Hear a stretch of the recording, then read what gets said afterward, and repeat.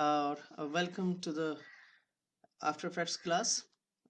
After effects actually एक product है जो कि एडोबी का है। एडोबी के जो प्रोडक्ट्स हैं हमने इससे पहले देखे कि इलस्ट्रेटर जो वेक्टर ग्राफिक्स के लिए यूज़ होता है वो भी एडोबी का है। और एडोबी कहें एडोब कहें, कुछ लोग एडोब कहते हैं, कुछ लोग एडोबी कहते हैं, तो जो भी नाम आप प्रोनाउंस करें। और इसके अलावा फ़ोटोशॉप हमने देखा था कि फ़ोटोशॉप में किस तरीके से बेसिक डिज़ाइंस, बेसिक ग्राफिक्स वगैरह करते हैं।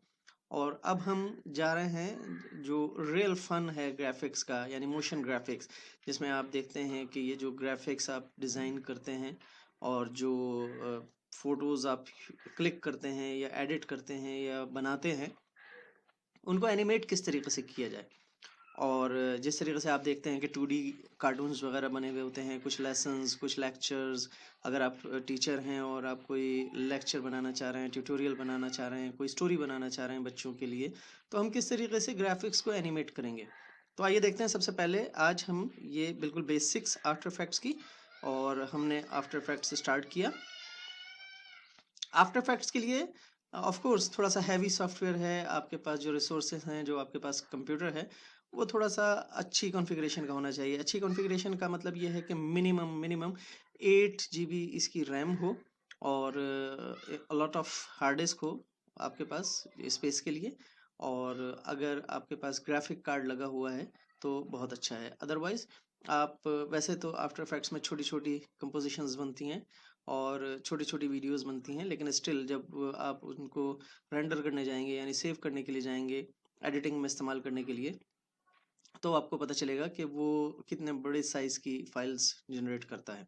तो ये हमारे पास आ गया आफ्टर इफेक्ट्स। जिस तरीके से बिल्कुल स्क्रीन वही है जो कि सॉरी जो कि इलस्ट्रेटर में या फोटोशॉप स्टार्ट होने में होती थी, लेकिन यहाँ पर थोड़ा सा डिफरेंस है कि आप यहाँ पर न्यू प्रोजेक्ट, जब आप न्यू प्रोजेक्ट पे क्लिक करेंगे तो ये आपसे कोई साइज वगैरह नहीं पूछता है कि इस प्रोजेक्ट का साइज क्या होगा या इसकी डायमेंशंस क्या होंगी, इसकी अदर प्रॉपर्टीज क्या होंगी, क्योंकि प्रोजेक्ट में और बहुत सारी चीजें होती हैं। अब एक नया प्रोजेक्ट इसने बना दिया है और यहाँ पर आपको कंपोजिशन, तो जिस तरीके से सीक्वेंसेस वगैरह होती हैं, सीन्स होते हैं वीडियो में, इसी तरीके से यहाँ पर कंपोजिशंस ऐड करेंगे। एक कंपोजिशन यूँ समझ लीजिए कि एक डब्बा होता है, एक पैकेट होता है और एक कंटेनर होता है जिसके अंदर बहुत सारी चीज़ें, रिसोर्सेज हम डाल के और उनको यूज़ करेंगे।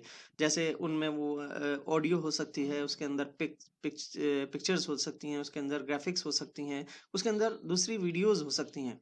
इन सबको मिलाकर जो हम काम करेंगे तो वो कंपोजिशन कहलाएगी। एक प्रोजेक्ट में मल्टीपल कंपोजिशंस हो सकती हैं, एक कंपोजिशन में मल्टीपल ग्राफिक्स हो सकते हैं, मल्टीपल ऑडियोज हो सकती हैं, मल्टीपल वीडियोज हो सकती हैं।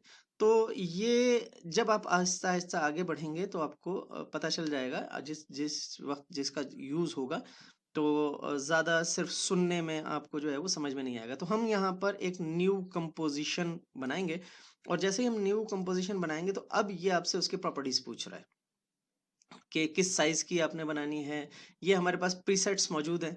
अगर मैं यहाँ से ये देख लें कि ये प्रो एच डी ये 720x25 ले लूँ, तो इसका मतलब ये है कि ये एच डी होगा 720 पिक्सल्स का और इसका फ्रेम रेट होगा 25। अगर मैं ये देखूं तो देखें यहाँ पर 960 और 720 इसने ऑटोमेटिक साइज ले लिया। और अगर मैं यहाँ से ये लूँ, ये H D T V 1080 25 frames पर सेकंड, तो देखें यहाँ इसने साइज चेंज कर दिया। तो यहाँ मुझे साइज डालने की जरूरत नहीं है, सिर्फ यहाँ से मैं प्रीसेट उठाऊंगा और ये साइज ऑटोमेटिक चेंज कर देगा। स्क्वायर पिक्सल्स 20, क्योंकि यहाँ पर देखें ये 25 लिखा हुआ है, तो ये इसने ऑटोमेटिकली लिखा फ्रेम्स पर सेकंड 25 होंगे, रेजोल्यूशन फुल होगी। और ये हमें इसको ऐसे छोड़ देना है। ये हमें बताना है इसको कि हमने ये जो कंपोजिशन है ये कितने सेकंड्स की बनानी है। तो हम यहाँ 10 सेकंड्स ले लेते हैं। 10 सेकंड, क्योंकि मैंने पिछली जो कंपोजिशन पे काम किया था वो 10 सेकंड की बनाई थी, तो ये मुझे बाय डिफॉल्ट 10 सेकंड ही दे रहा है। यहाँ से मैं चाहूँ तो 20 सेकंड भी कर सकता हूँ और 5 सेकंड भी कर सकता हूँ। और यहाँ आप जो है ये बैकग्राउंड कलर, और इसको मैं ओके करता हूँ, तो देखिए ये इसने एक कंपोजिशन बना दी। ये जो एरिया है ये ऑफ कोर्स जो भी आप काम करेंगे ये व्यू एरिया है, ये हमारा जो है वो टाइमलाइन है और ये हमारा लेयर्स पैनल है। ऊपर यहाँ जो भी मीडिया हम यूज करेंगे वो होगा। तो यहाँ पर हमें नजर आ रहा है कि कंपोजिशन 1, इसका बाय डिफॉल्ट नेम उसने कंपोजिशन 1 रख दिया है। और जो भी सेटिंग्स, ये सेटिंग्स कभी भी एडिट की जा सकती हैं। मैं अगर इसके ऊपर राइट क्लिक करके और कंपोजिशन सेटिंग्स पे चला जाऊं तो यहाँ देखिए अगेन मैं इसको नाम दे देता हूं कि कोई भी नाम दे देते हैं हम, एनिमेशन, फर्ज कीजिए एनिमेशन इसको हम दे देते हैं। और यहाँ से अगर मैं इसका बैकग्राउंड चेंज करना चाहूँ तो चेंज हो जाएगा। अब आप देखिए मैं ओके करूंगा, देखें बैकग्राउंड भी चेंज हो गया और इसका नाम एनिमेशन हो गया। तो एनी टाइम आप इसका बैकग्राउंड वगैरह ये सब कुछ चेंज कर सकते हैं। अब हमारे पास कंपोजिशन रेडी हो गई है। अब हम इसके अंदर मीडिया लाना शुरू करेंगे, इंपोर्ट करेंगे। मीडिया से मुराद ये है कि हम कोई ग्राफिक अगर हमारे पास है या कोई वीडियो है तो हम इसमें इंपोर्ट करेंगे और फिर उनके ऊपर काम करेंगे। तो अभी देखिए यहाँ पर कोई लेयर आपको नजर नहीं आ रही है। ये हमारी टाइमलाइन है, टाइमलाइन बिल्कुल खाली है। यहाँ से लेयर पैनल जो है यहाँ पर बिल्कुल कुछ भी नहीं, ये कुछ आइकन्स हैं। और जब हम काम करना शुरू करेंगे तो हम इनको बारी बारी देखेंगे। और यहाँ पर देखिए ऊपर मेन्यू है और उसके नीचे ये बहुत मुख्तसर सा एक छोटा सा टूल बॉक्स है। जिस तरीके से हमारे पास फोटोशॉप में बहुत सारे टूल्स मिलते थे या हमारे पास इलस्ट्रेटर में बहुत सारे टूल्स मिलते थे, ऐसा कुछ नहीं है। 2-3 बहुत ज़रूरत के टूल्स हैं जो जैसे जैसे उनका काम आता जाएगा हम उन पर डिस्कस करते रहेंगे। यहाँ पर बहुत कोई टूल पैनल इतना बड़ा नहीं है, बहुत ज़्यादा टूल्स नहीं है। तो अगर आपको इसमें मीडिया इंपोर्ट करना है तो सबसे पहले यहाँ पर डबल क्लिक करके और आप फाइल डायरेक्ट ले सकते हैं, या फिर आप यहाँ पर राइट क्लिक करें और यहाँ से इंपोर्ट करके फाइल ले सकते हैं। तो मेरे पास यहाँ पर बना हुआ है प्रोजेक्ट का एक फोल्डर, मैं इसको बता रहा हूँ कि यहाँ से लेना है। और यहाँ देखिए कि हमारे पास एक अदद हमने ये गाड़ी ले ली, ये ले ली। और अभी भी देख लीजिए कि ये लेयर पैनल बिल्कुल खाली है। अभी हमने सिर्फ इसको इंपोर्ट किया है, इसको अपनी कंपोजिशन का हिस्सा नहीं बनाया है। तो अगर मैं चाहूँ कि इसको इस कंपोजिशन में, ये जो कंपोजिशन है एनिमेशन, उसमें ऐड करूं। अच्छा, अगर आप मल्टीपल फाइल्स ऐड कर रहे हैं तो यहाँ पर आप न्यू फोल्डर भी बना सकते हैं। यानी ये कि अगर आपके पास बहुत सारी ग्राफिक्स हैं, बहुत सारी वीडियोस हैं, बहुत सारी ऑडियोज हैं और उनको एक प्रोजेक्ट में यूज़ कर रहे हैं, तो बेहतर ये होगा कि आप यहाँ पर ये फोल्डर का यहाँ से क्रिएट ए न्यू फोल्डर, इसके ऊपर मैं फोल्डर बना लूँ और यहाँ पर मैं रख दूँ कि इमेजेस मैंने नाम रख दिया और इस इमेज को मैंने इसमें शिफ्ट कर दिया। तो इस इमेज के अंदर मुझे यहाँ पर ये एक इमेज मिल रहा है और यहाँ मैं चाहूँ तो एक और इमेज इंपोर्ट कर सकता हूँ। वो फर्ज कीजिए कि ये है, तो इसको भी मैं यहाँ पर देखें, ये 2 इमेज हो गए। और अगर मैं अब मेरे पास इमेजेस हो गए और इसी तरीके से एक और फोल्डर बना के मैं उसका नाम वीडियोस रख सकता हूँ और जो भी वीडियो में इंपोर्ट करूँगा वो यहाँ आ जाएगी। तो ये देखेंगे हम जब हम आगे बढ़ेंगे तो किस तरीके से इन फोल्डर्स का फ़ायदा होता है। अभी मैं ये फोल्डर जो है वो डिलीट कर देता हूँ और यहाँ से ये जो इमेज है जो ये मैं डिलीट कर देता हूँ, या मैं एक और इमेज यहाँ पर ले लेता हूँ। बैक हमने लिया था, ये हम फ्रंट ले लेते हैं। ओके, इस फ्रंट को भी मैं इमेज के फोल्डर में रख देता हूँ यहाँ पे। अच्छा, अब हमें ये जो इमेजेस हैं ये हमें यूज करने हैं। तो क्या करूंगा मैं कि ये जो मेरी कार है, ये जो पिक्चर है, देखिए इसका प्रीव्यू यहाँ पर नजर आ रहा है।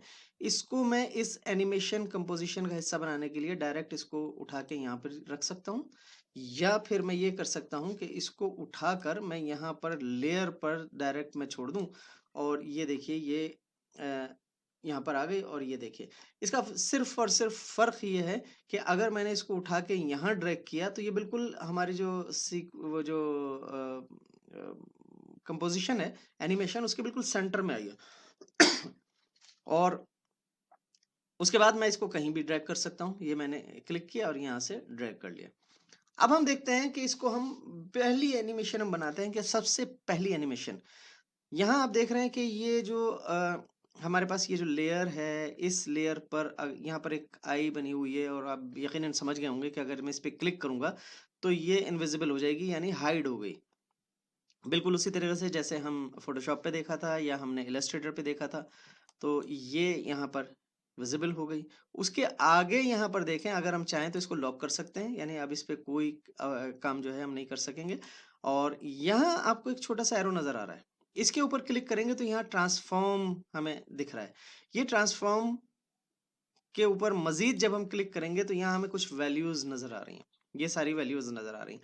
अच्छा, अगर किसी भी वजह से आपके पास ये वैल्यूज यहाँ पर या ये कुछ नजर ना आ रहा हो तो आप यहाँ सिंपली राइट क्लिक कीजिएगा और यहाँ पर कॉलम्स में जाइएगा और स्विचेस पे क्लिक कर दीजिएगा तो ये सारी वैल्यूज नजर आनी शुरू हो जाएंगी। समटाइम्स किसी भी वजह से हाइड हो जाता है जब आप न्यू होते हैं, लर्नर होते हैं, तो यहाँ पर सिंपल राइट क्लिक करें, कॉलम्स में जाएं और ये स्विचेस के ऊपर क्लिक कर दें तो ये वैल्यूज नजर आने लगेंगी। अब यहाँ देखें नीचे से ऊपर की तरफ हम चलते हैं। सबसे पहले यहाँ पर ओपेसिटी है।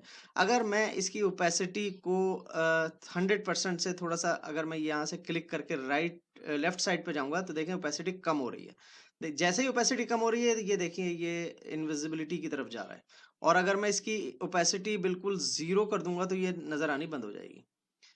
और अगर मैं आगे की तरफ जाऊंगा तो ये 100% पे कुछ ऐसी नजर आएगी। 100 से आगे नहीं जाएगी ये, क्योंकि ओपेसिटी का मतलब ये है कि ये जिस तरीके से फोटोशॉप में अगर आप किसी लेयर की ओपेसिटी कम करना चाहते थे तो उसको फिल की ऑप्शन पे जाते थे और उसको कितना परसेंट दिखना है, कितने परसेंट नहीं दिखना है, ये ओपेसिटी है। अच्छा, रोटेशन, अगर मैं इसको रोटेशन पे क्लिक करके और राइट साइड पे लेकर जाऊंगा तो ये देखें रोटेट होना शुरू हो गई है, ये रोटेट हो रही है। अगर लेफ्ट साइड पे जाऊंगा तो आप ये देखिए कि ये लेफ्ट साइड पे इस तरीके से रोटेट हो रही है। तो यहाँ मैं इसको 1 का मतलब ये है कि अगर मैं इसको 360% जो है, अगर मैं इसको 2 कर दूंगा तो 360% घूम के 360 जो डिग्री है वो घूम के वापस इसी हालत में आ जाएगी। खैर, ये हम आगे देखेंगे। स्केल जो है वो इसका साइज थोड़ा छोटा करने के लिए मैं अगर लेफ्ट साइड पर करूं तो आपको ये नजर आ रहा है, ये देखिए ये प्रोपोर्शनली कम हो रहा है, यानी जितनी इसकी हाइट कम हो रही है उतनी उसी हिसाब से इसकी विड्थ कम हो रही है। अगर मैं ये लिंक पे हटा दूंगा तो अगर देखें तो ये सिर्फ ये इसकी विड्थ कम हो रही है। तो बेहतर है कि मैं इसको प्रोपोर्शनली लिंक्ड रखूं और जितनी हाइट मैं बढ़ाऊंगा उसी हिसाब से इसकी विड्थ भी बढ़ेगी। ये मैंने इसका स्केल, इसको मैं 100% पे रख दूंगा। ये यहाँ से मैं इस पर डबल क्लिक करके भी इसको 100% कर सकता हूँ। 100% आ गई। इसी तरीके से पोजीशन, अगर मैं इसको यहाँ लेकर जाऊंगा तो ये देखिए ये वाई एक्सेस में, एक्स एक्सेस में जो है वो कम हो रही है और यहाँ से जो है ये देखिए ये इसकी पोजीशन यहाँ जा रही है। तो हम देखते हैं इसको, और ये एंकर पॉइंट जो है ये हम बाद में डिस्कस करेंगे जब थोड़ा सा एडवांस लेवल पर हम जाएंगे। तो सबसे पहले हम एक बेसिक एनिमेशन बनाते हैं कि ये गाड़ी यहाँ से चलती हुई यहाँ आ जाए। ठीक है, यहाँ से चले और यहाँ आ जाए। तो आप ये देखिए कि इसकी ये जो गाड़ी है इसके ऊपर मैंने क्लिक किया और उसके बाद हम इसकी पोजीशन चेंज करेंगे। ये जो यहाँ से यहाँ आएगी तो ये पोजीशन वाली जो लेयर है इसके ऊपर क्लिक करेंगे और यहाँ इसके बिल्कुल बराबर में एक स्टॉप वॉच आपको नजर आ रही है, इसके ऊपर मैं क्लिक कर दूंगा। जैसे ही क्लिक करूंगा तो यहाँ ये देखिए ये एक की फ्रेम बन गया। यानी की फ्रेम का मतलब ये है कि वो फ्रेम्स जो कि डिसाइड करते हैं कि इसने एनिमेट करना है और एनिमेट कहाँ से कहाँ करना है। तो पहला की फ्रेम यहाँ पर बन गया। इसका मतलब ये है कि अब यहाँ से आपको नजर आ रहा होगा कि इस पर एनिमेशन स्टार्ट हो गई है। उसके बाद ये जो हमारा टाइम सेकंड है, ये जो हमारा टाइम लाइन है, ये यहाँ पर सारी चीजें देखें, यहाँ पर आपको एक की फ्रेम बना हुआ दिख रहा है। और अब मैं इसको लेकर जाऊंगा, फर्ज कीजिए कि 2 सेकंड पर। 2 सेकंड में ये कहाँ होगी, मैं इसको पकड़ के सिंपल वहां ड्रैग कर दूंगा जहां ये 2 सेकंड में होगी। देखें जैसे ही मैंने इसको वहां ड्रॉप किया यहाँ एक और की फ्रेम बन गया और अब मैं इसको 0 पर लेकर जाऊंगा और जब मैं क्लिक करूंगा तो ये देखिए ये मूव हो रही है। ठीक है। अच्छा, अब क्योंकि हमने अपनी कंपोजिशन 10 सेकंड्स की बनाई है तो ये जब हम रन करते हैं, अच्छा रन करने के लिए हमने स्पेस बार दबाया, ये रन करने के लिए स्पेस बार दबा रहा है। जैसे ही मैं स्पेस बार दबाऊंगा तो ये जाएगा, लेकिन ये यहाँ रुकेगा नहीं, ये पूरे 10 सेकंड्स पे जाएगा। लेकिन हमने एनिमेशन सिर्फ 2 सेकंड की बनाई है, लेकिन इसको अपनी टाइमलाइन पूरी करेगा। तो अगर मैं चाहता हूँ कि यहाँ तक रहे तो मैं ये इसको थोड़ा सा ड्रैग करके लेफ्ट साइड पर ले आऊंगा यहाँ पर। अब देखेंगे हम इसको जब 0 पर लेकर जाएंगे और जब चलेगी ये तो यहाँ आकर ये रुक जाएगा। ये अब लूप चल रहा है इसका। ओके। अच्छा, अब हम एक और चीज देखते हैं कि ये एक हमारी एनिमेशन बन गई और उसके बाद हम कहते हैं कि स्केल। स्केल में मैं इसको थोड़ा सा, सॉरी पोजीशन है ये, स्केल के ऊपर जाऊंगा और मैंने इसका स्केल थोड़ा छोटा कर दिया यहां से। ये हम कह रहे हैं कि स्टार्टिंग पे ये इस तरीके से हो, और इतना करने के बाद मैं अगेन स्केल के ऊपर भी एक की फ्रेम बना लूंगा।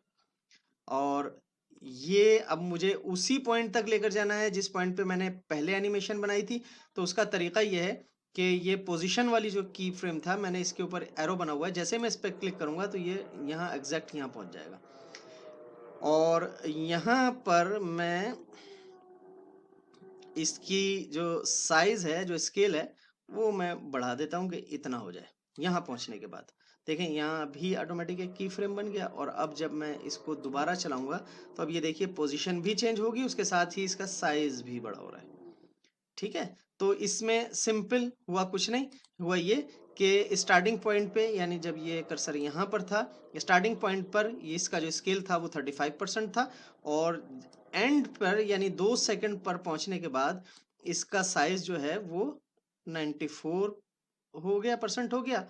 और दरमियान में जो छोटे से बड़ा हुआ वो इसने ऑटोमेटिक जनरेट कर लिया। अब हम देखते हैं अगेन इसको, सॉरी मैंने ये इसको कर दिया। अब हम अगेन इसको यहाँ से यहाँ लेकर आएंगे और एक और जो हमारे पास रोटेशन है, इस रोटेशन को भी हम यहाँ से एक की फ्रेम बना देंगे ये। और उसके बाद हम इसको यहाँ पहुंचा दिया, हमने ऊपर वाले पे क्लिक किया, ये यहाँ पहुंच गया। यहाँ नहीं बल्कि हम जब यहाँ पहुंचे 1 सेकंड पर पहुंचे तो ये रोटेट हो, और कितना रोटेट हो, ये एक देखते हैं रोटेशन हमने यहाँ इसका की फ्रेम बनाया, और यहाँ लाने के बाद हम इसकी जो वैल्यू है ये वाली, ये 1 कर देते हैं, यानी 1 मरतबा ये यहाँ तक जाएगी। और उसके बाद यहाँ पहुँचने के बाद हमने इसके ऊपर क्लिक कर दिया, की फ्रेम एंड कर दिया। अब देखें ये किस तरीके से मूव करेगा। ये यहाँ तक पहुँचने के बाद इसने 1 मरतबा रोटेट किया और उसके बाद ये यहाँ पहुँच गया। तो ये है बिल्कुल बेसिक एनिमेशन। और अब हम अगर और इसको ज़रा वो देखें तो ये देखें, मैं इसको यहाँ से सेलेक्ट करने के बाद ये मैंने ये सारी चीज़ें सेलेक्ट की और उसके बाद यहाँ से मैंने डिलीट कर दिया। तो ये जैसे ही मैंने ये सारी चीज़ें डिलीट की, यहाँ से देखें सारे की फ्रेम्स ख़त्म हो गए। अब हम एक काम और करते हैं कि इसको ये हम इसका जो स्केल है वो 100% कर देते हैं। ये 100% साइज है इसका। और उसके बाद हम इसकी पोजीशन पे एक की फ्रेम बनाते हैं और 2 सेकंड के ऊपर, 1 सेकंड के ऊपर, हम ये 1 सेकंड है इसके ऊपर हम इसको यहाँ ऊपर लेकर जाते हैं, यहाँ ये इस तरीके से। और अब अगर हम यहाँ से 1 सेकंड पे देखें कि क्या इसकी एनिमेशन बनी है, तो ये देखें ये ऊपर की तरफ जा रहा है, लेकिन कार बिल्कुल सीधी है, ये बिल्कुल सीधी है कार। तो अब हम इसको स्टॉप करेंगे और फिर अगेन बिगिनिंग पे पहुंचेंगे। और इसकी जो रोटेशन है, देखिए मैं की फ्रेम नहीं बना रहा हूँ, बल्कि मैं इसकी सिर्फ ये जो रोटेट है इस डायरेक्शन में मैंने थोड़ा सा रोटेट कर दिया। अब देखें हम जब चलाएंगे इसको तो ये इस डायरेक्शन में जा रहा है। ठीक है, आई होप समझ में आ गया होगा। अब देखें और थोड़ा सा इसमें चेंज करते हैं। इसमें चेंज ये करते हैं कि जिस तरीके से आपने पेन टूल देखा था इलस्ट्रेटर में, तो अगर मैं इसकी जो ये डायरेक्शन बन रही है, ये देखें ये की फ्रेम बन रहे हैं, तो यहाँ से इसको पकड़ के अगर मैं ये मैंने सेलेक्ट किया और इसके अगर मैं ये पकड़ूं, ये सॉरी ये जो पॉइंट है, ये अगर मैं यहाँ से बिल्कुल पेन टूल की तरह थोड़ा सा मैं खींचूं तो इसमें एक कर्व आ गया। ठीक है, और इसी तरीके से ये जो हैंडल है इसको पकड़ के मैं यहाँ कर दूं तो ये देखें थोड़ा सा ये बिल्कुल जो हमने एक एनिमेशन बनाई थी इलस्ट्रेटर में, ये वो बन गया। अब अगर मैं इसको देखूं कि ये कैसे चलेगा, तो अब आप देखिए, अच्छा यहाँ से अब क्या कर रहा हूँ मैं कि इसको रोटेशन जो है वो इसका जो स्केल है वो थोड़ा सा छोटा कर देता हूँ। मैं ये छोटा कर दिया और इसको रोटेट कर दिया बिल्कुल इस डायरेक्शन में जो हमारी ये पाथ बना हुआ है। अब देखते हैं हम इसको कैसे चलेगा। ये देखें ये इस तरीके से चल रहा है, तो ये अजीब ही लग रहा है कि हवा में ये गाड़ी उड़ रही है। अब मैं अगर चाह रहा हूँ कि ये जो है जिस तरीके से यहाँ जाए तो इसका डायरेक्शन भी चेंज हो जाए इसकी, गाड़ी की डायरेक्शन भी चेंज हो जाए, तो मैं किस तरीके से करूँगा कि इसको यहाँ रखूँगा और उसके बाद ये पोजीशन है मेरी, ये लेयर मेरी सिलेक्टेड है और मैं यहाँ लेयर पर जाऊँगा और यहाँ से मैं जाऊँगा ट्रांसफॉर्म और यहाँ ऑटो ओरिएंट पे मैं चला जाऊँगा और इसके यहाँ जाने के बाद ये ओरिएंट अलोंग पाथ है, इसको मैं ओके कर दूंगा। जैसे ही करूँगा तो ये थोड़ी सी बिगड़ गई, इसको आप रोटेशन के ज़रिए थोड़ा सा इस डायरेक्शन में कर दें जिस डायरेक्शन में इसकी पाथ बना हुआ है इसका। और अब जब मैं चलाऊंगा तो ये देखिए ये थोड़ी सी अपनी डायरेक्शन भी चेंज कर रहा है। ठीक है, ये देखिए ये डायरेक्शन चेंज कर रहा है। अब हम एक और चीज़ करते हैं और वो चीज़ क्या है, वो है कि अब अगेन मैं इसको बिल्कुल ये सब ख़त्म कर दूंगा और इसको यहाँ से यहाँ ले आऊँगा और इसका जो स्केल है वो मैं 100% कर दूंगा। यहाँ से मैंने इसको 100% कर दिया, ये यहाँ आया और अब देखें मेरे पास ये बैक और ये फ्रंट दो व्हील थे जो अलग से मैंने काटे थे। ये व्हील जो हैं ये दोनों बैक व्हील मैं यहाँ पर रख दूंगा और ये फ्रंट व्हील भी मैं यहाँ पर रख दूंगा और उसके बाद अब हम क्या करेंगे कि ये दोनों इसको यहाँ रखेंगे और इसको यहाँ रखेंगे, इसके ऊपर रख दिया मैंने। अब ये बिल्कुल ऐसा ही लग रहा है कि इसका हिस्सा है, ये कटे हुए अलग से नहीं है, मैंने इसको यहाँ रख दिया। ठीक है, अब हम एनिमेशन बनाएंगे तो किस तरीके से एनिमेशन बनेगी देखें। सबसे पहले हमने इसको लिया, यानी ये जो लेयर पर आपको नजर आ रहा है कार और सिंपल, अगर पिछली दफा समझ में नहीं आया था तो इस दफा फिर देख लीजिए कि हम इसकी पोजीशन पर एक की फ्रेम बनाएंगे और सॉरी ये हम इसको यहाँ 0 पे लाएंगे और अब हम इस पे एक की फ्रेम बनाएंगे। ये की फ्रेम बन गया और मैं 2 सेकंड पर जाकर यहाँ इसकी पोजीशन चेंज कर दूंगा यहाँ पर। अब देखें ये जो व्हील थे ये पीछे ही रह गए। ठीक है, तो अब अगर मैं इसको यहाँ से लाके देखूंगा तो ये सिर्फ गाड़ी चल रही है, ये यहाँ से मूव हुई और ये गाड़ी चल रही है। ये अब हम क्या करेंगे कि 0 पे रखेंगे और दिस टाइम मैं फ्रंट वाला जो व्हील है इसका उस पे मैं एक की फ्रेम बनाऊंगा और सिंपल उसकी पोजीशन जो है ये फ्रंट वाला व्हील ये मैंने सिलेक्ट किया और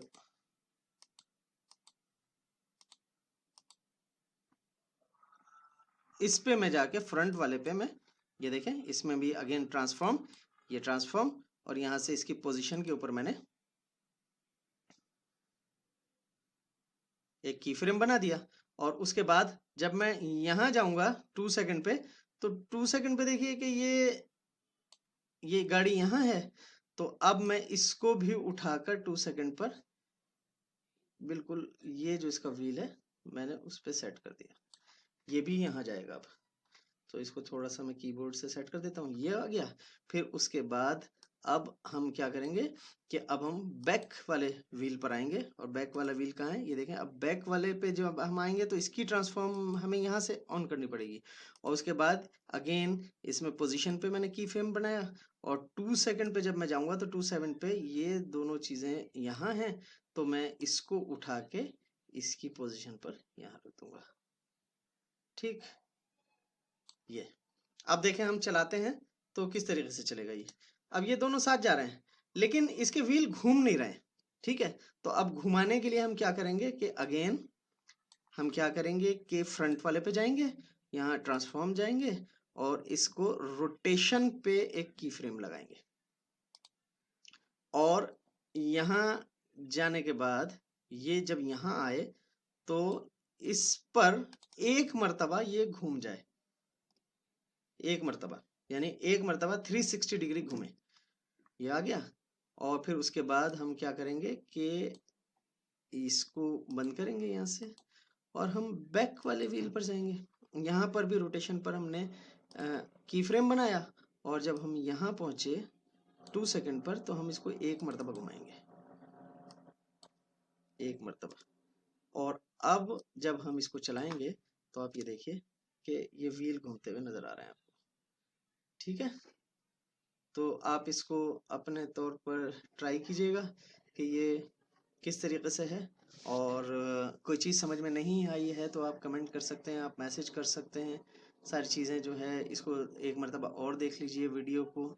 जब आप मल्टीपल पिक्चर्स पे काम करते हैं तो उसमें आपको हर मर्तबा उसका जो ट्रांसफॉर्म है, हर लेयर का अलग खोलना पड़ता है। अब आप देखें कि इसका अलग है, इसका अलग है और इसका अलग है। तो कोई ऐसी चीज़ नहीं है, जब आप प्रैक्टिस करेंगे तो इसके आदी हो जाएंगे। तो अभी आप इसकी प्रैक्टिस कीजिए, उसके बाद नेक्स्ट वीडियो में मैं आपको और थोड़ी सी कॉम्प्लेक्स एनिमेशन बताऊंगा। तब तक के लिए गुड बाय।